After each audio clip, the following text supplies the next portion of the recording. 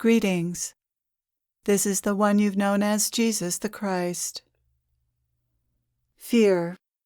Let us take a look at it. What is it? To master something, you must know it intimately. You know it intimately already, but you must also know it objectively, from afar. You are usually too close to it to see it for what it is. You must take a step back and look at it squarely, like a scientist, an explorer, a curious observer. Let us do that together now. At first glance, fear is a feeling, something that is felt.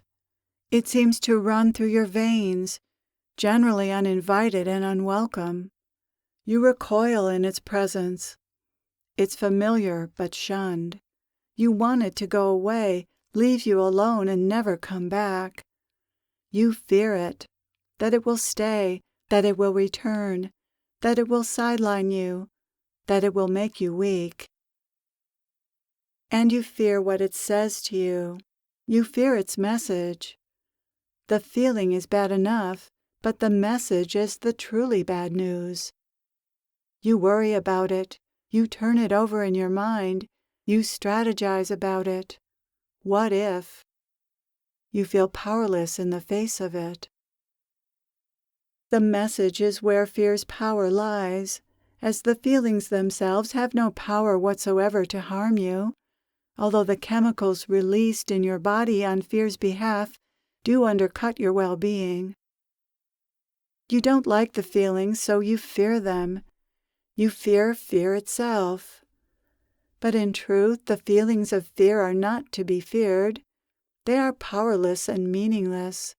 They do not indicate that an actual fear is afoot, at least not usually in your modern world, where fear starts in the imagination and not in the bush, the wild. You are not battling tigers these days, only your own imagination. The messages of fear are coming from your own imagination. The threat is not in your environment, but in your imagination. The threat is not real, but imaginary. I emphasize this word imaginary because it cannot be stated enough that fear is imaginary, although the feelings are not, since your experience is that your fears are real. You experience your imaginary fears as real, and it's difficult to talk you out of this, but I will continue to attempt to do so. Your fears stem from your own mind. Where does your mind get them? That's what needs to be seen. Your mind creates them. It generates them. It makes them up. Based on what? On truth? You may say that your egoic mind has good intentions by giving you ideas of worst-case scenarios. Intentions aside, we have to ask, are those fears useful? They may be intended to be useful, but are they? If someone with good intentions tells you a lie, does that make the lie true? Hardly. Intentions are irrelevant. Is the source reliable is the key question. Is your mind a reliable advisor? Can it be trusted to give you accurate information, to be true, to be helpful? What's your experience? If someone's advice is helpful once in a while, does that mean you believe everything that person says? That's the situation you find yourself in with your mind. What it offers is helpful once in a while. We have to ask, is that good enough? What good is information from someone that's only sometimes helpful and at other times not helpful? The fears in your imagination are even less reliable than the information your mind gives you, as your fears are never based on fact. A fear is a supposition about the future, and the future isn't knowable. Nothing factual is known about the future. The fact is, the future doesn't even exist. So how can an assumption about something in the future be helpful?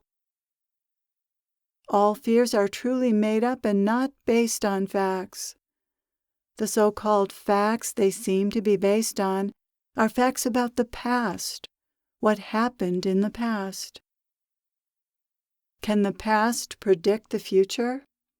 Sometimes. Is knowing that sometimes something happens helpful? Is it helpful to be afraid that something might happen? How functional is that? Is the state of fear functional?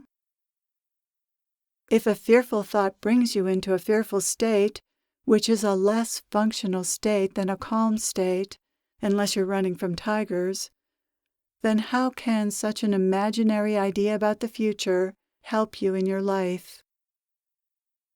These are the questions you need to ask yourself. Notice your thoughts. Notice what you're thinking. Notice how often your thoughts are about the future.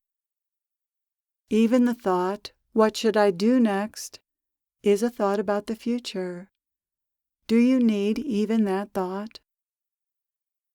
Who are you asking that of? Who is the you that is asking that? That you can just as easily dismiss a thought and focus on something real and true in the here and now. And why would you want to do that, you might ask? Nothing much seems to be happening in the here and now. A lot is happening in your mind, all imaginary, but not much is happening in the here and now, at least in most moments, or so it seems to the mind, and that's important. It's the mind's perception that nothing is happening in the here and now, and it's the mind's perspective that thoughts are ever so important and ever so necessary to function.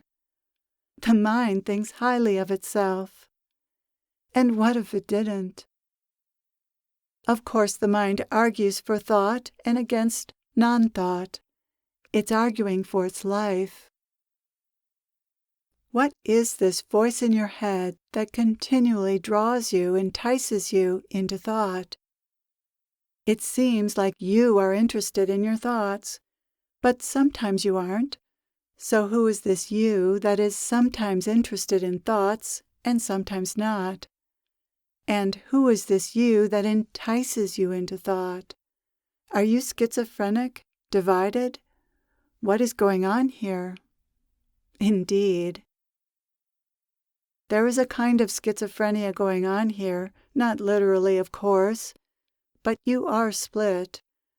When we use the word you in talking about you, that you doesn't always refer to the same thing. There are two different yous it refers to.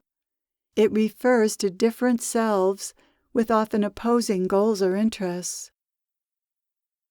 The voice in your head is not the you who sometimes listens to the voice in your head and sometimes doesn't. The voice in your head is not you, even though it seems to be your voice, your thoughts, what you think. Take that in a moment, because it is an almost earth-shattering realization, a consciousness-shattering realization. You are not the voice in your head. Sometimes you agree with it, which is called identification. You identify with the voice in your head. And sometimes you don't. You just observe it and notice it.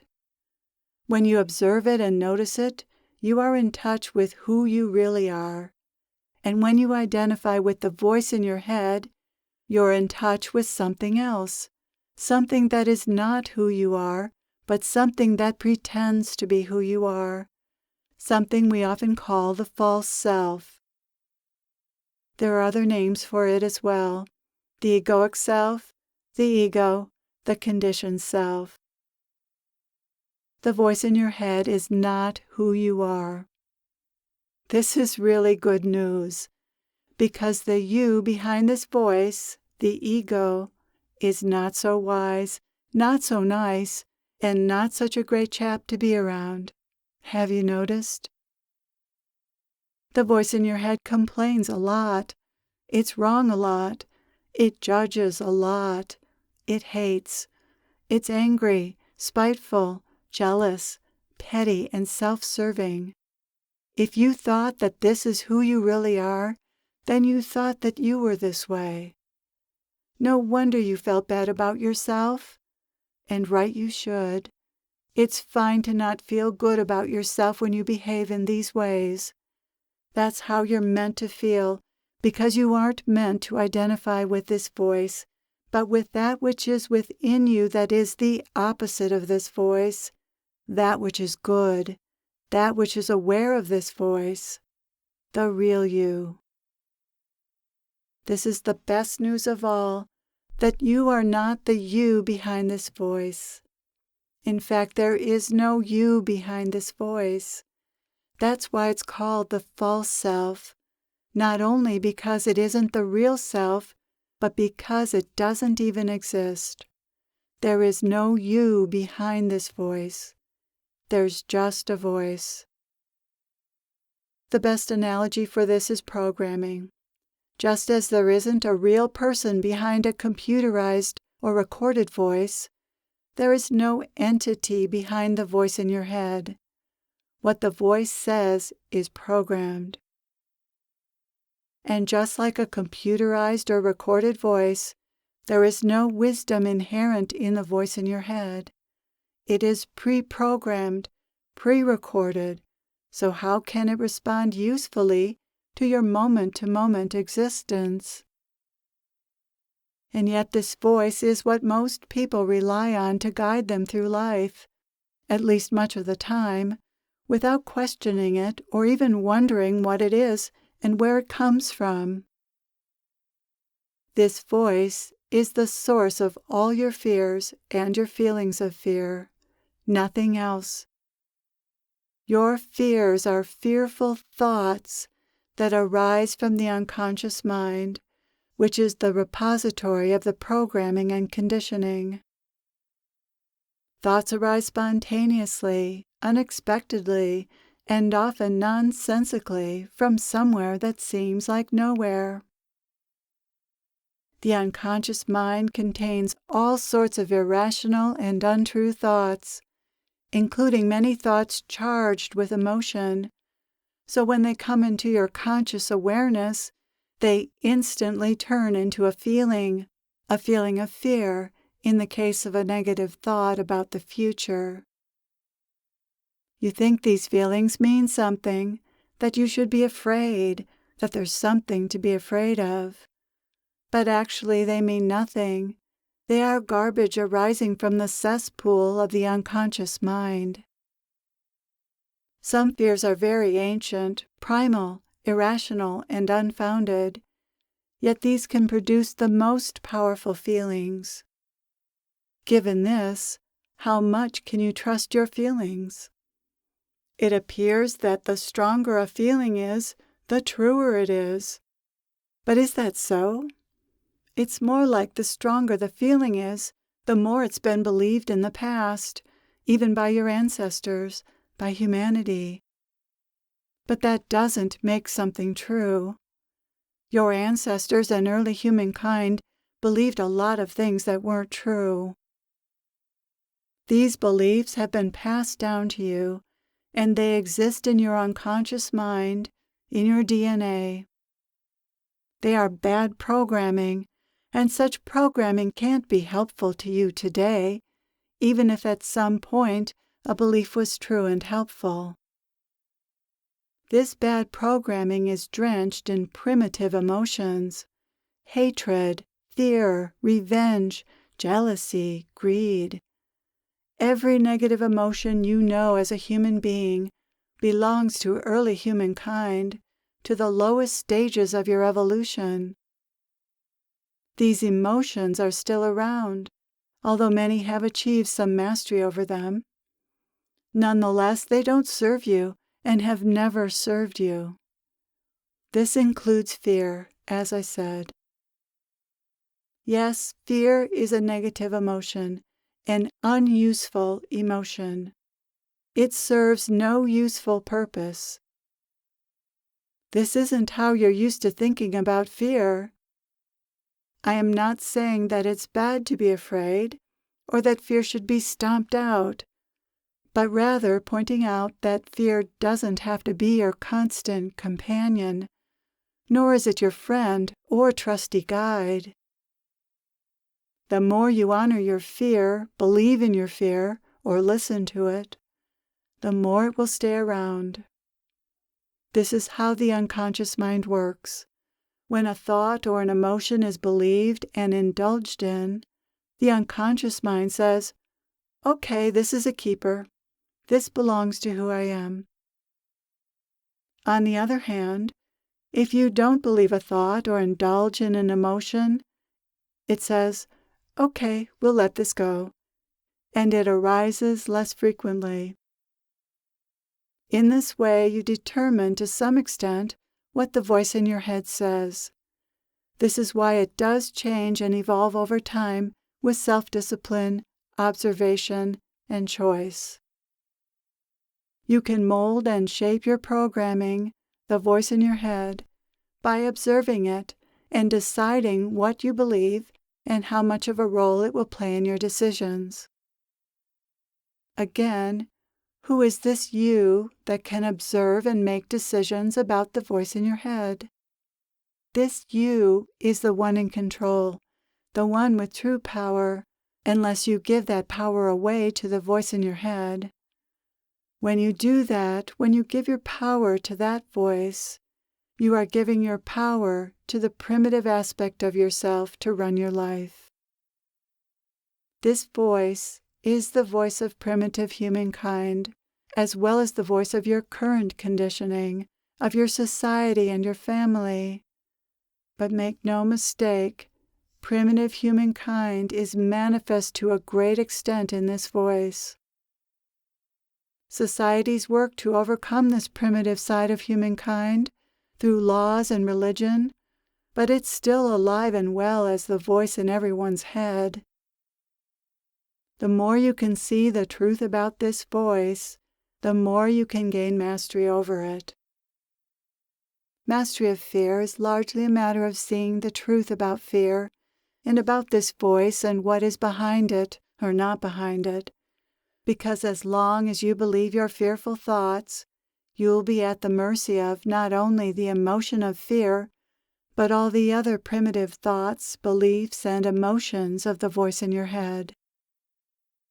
Fear ties you to the primitive side of humankind. It keeps you in your lower brain and out of the higher brain, the forebrain, the prefrontal cortex, whose development is your cutting edge as a human being. You are evolving to being forebrain dominant and away from being dominated by your lower brain. To a large extent, this evolution is accomplished through education, such as I'm providing. But in the end, you have to choose to gain mastery over the lower state of consciousness created by listening to the voice in your head. You have to be committed to goodness more than expediency and self-serving behavior. Following the voice in your head is the path of least resistance, and it needs to become the road less traveled, not the road most traveled. At a certain point in your evolution, indulging this voice no longer feels good enough. It may be that you've tasted what living more from a true place is like, and you want more of that. That's what usually happens. You realize there's another more satisfying way to live than the usual path of least resistance. Your religions point to another way. I pointed to another way. I am the way and the truth and the life did not mean that I personally, as a God, was the way, but that I had found the way, and my teachings were the way. I did not wish to be worshipped, but it was my deepest desire that you fall in love with the love and peace I was speaking about, which is your birthright, not just mine. Please know that there is a way out of suffering and fear. Only one way, really, and that is what I am teaching now. Go this way. Do not follow the way of the voice in your head. Find another way, a truer way, a way of love, a way of peace. You will naturally find it. You can't help but find it once you stop giving your power to the voice in your head. Give your power to me if you perceive me as love. But if you perceive me as a God, do not give me your power, because then you will project your misunderstandings about God onto me. I am but a pointer, a way-shower, but the way is within you, not in the voice in your head, but in the voice of the heart, the voice of your very own intuition. Thank you for being here. I am with you always.